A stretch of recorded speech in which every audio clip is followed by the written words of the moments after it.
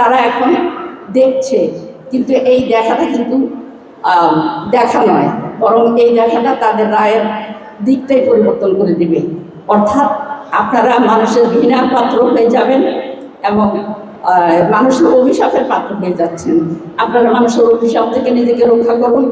এবং আমি আমার বিরোধী দলের ভাইদেরকে বলবো যে আপনারা যদি মা বোন ঘরে থাকে, যদি নিজের স্ত্রী থাকে, নিজের সন্তান থাকে, মেয়ে সন্তান থাকে, তাহলে তাদের কথা একটু চিন্তা করুন এবং অন্যের মা বোন এর প্রতি আপনারা নিষ্ঠুর আচরণ করবেন না। তাহলে কিন্তু আল্লাহ তাআলা আপনাদেরকে ছাড়বেন না, না এই দেশের মানুষ আপনাদেরকে ছাড়বে, না আল্লাহ তাআলা আপনাদেরকে আদালতে আখিরাতে ছাড়বেন। কাজেই আবার আপনারা ফিরে আসুন। এবং আমি বলবো যে আমার বোনেরা জেনে শুনে বুঝে সবাই নিজের অধিকার প্রয়োগ করবেন, ভোট দেবেন এবং সুন্দর নতুন বাংলাদেশ গড়ার জন্য আসুন আমরা সবাই ঐক্যবদ্ধ হই।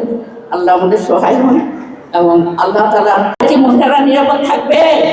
থাকবে না, কখনো না।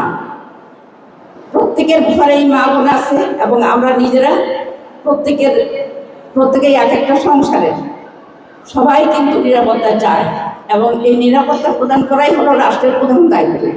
কিন্তু আমাদের নির্বাচন কমিশন যে নির্বাচনের যে ফেয়ার পরিবেশ সৃষ্টি করার কথা, সেটা কি করতে পেরেছেন? করতে পারেননি।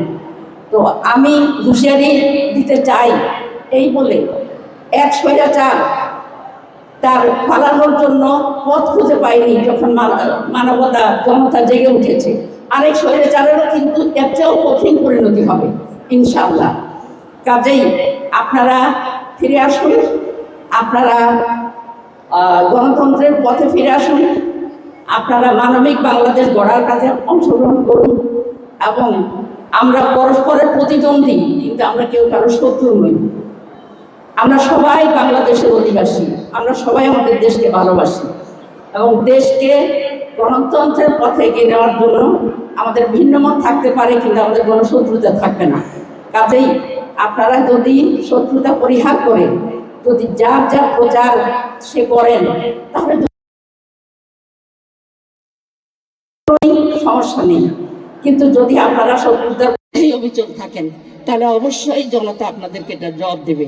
এবং আপনারা এখন কারচুপি করে এবং প্রশাসনকে হাতের মুঠোর মধ্যে নিয়ে যদি ক্ষমতা গ্রহণও করেন, কিন্তু আপনাদের পরিণতি হবে অত্যন্ত ভয়াবহ। কারণ এই দেশের 18 কোটি মানুষ জেগে উঠেছে, এদেরকে আর ঘুম পাড়িয়ে রাখা যাবে না, সম্ভব নয়। প্রিয় বোনেরা, আমাদের দ্বিতীয় সেটা হলো অধিকার প্রয়োগ করা।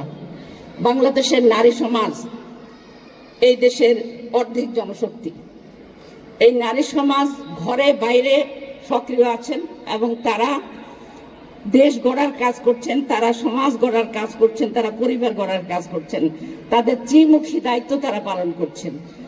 এবং এই নারীরা আজ সচেতন।